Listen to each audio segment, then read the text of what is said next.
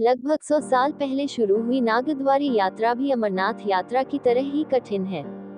अगर कहीं कहीं इस यात्रा के बारे में कहा जाए तो यह अमरनाथ से भी ज्यादा मुश्किल है। जी हाँ, एमपी में छिंदवाड़ा से 160 किलोमीटर की दूरी पर सतपुड़ा की ऊंची और दुर्गम पहाड़ियों में नागद्वारी यात्रा के लिए नागपंचमी के अवसर पर देश के विभिन्न भागों से बड़ी संख्या में श्रद्धालु आते हैं।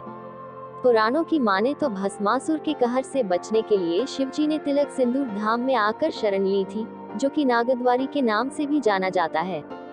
रोमांच और आस्था से भरपूर इस यात्रा के दौरान श्रद्धालुओं को कई पड़ाव से गुजरना पड़ता है। आइए जानते हैं इस रोचक यात्रा से जुड़े विभिन्न पड़ाव।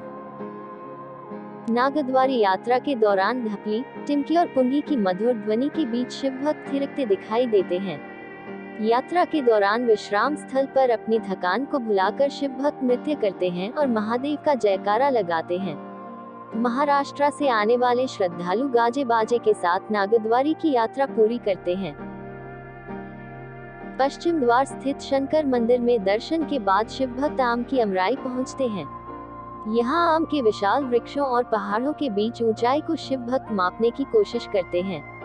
शिव भक्तों का मानना है कि इन आम के वृक्षों और पहाड़ों को देखकर ऐसा लगता है कि दोनों के बीच तू बड़ा कि मैं की प्रतियोगिता चल रही है।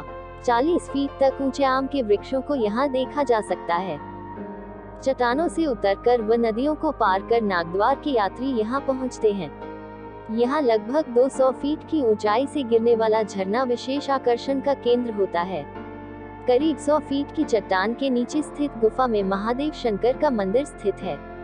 लगभग 60 मीटर लंबी और चौड़ी इस गुफा में अनवरत पानी बहता रहता है। 5 फीट ऊंची इस विशालकाय गुफा में महादेव शंकर का मंदिर स्थित है, जिसे पश्चिम द्वार भी कहा जाता है।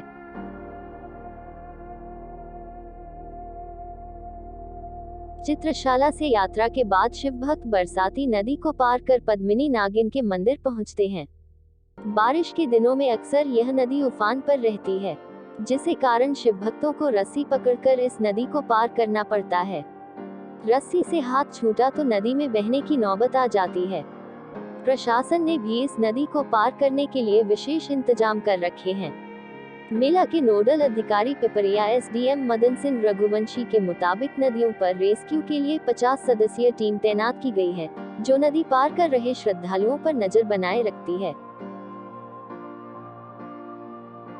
जहां पहुंचना मुमकिन नहीं है, लोहे की खड़ी सीढ़ियों से चढ़कर श्रद्धालु इस गुफा तक पहुंचते हैं।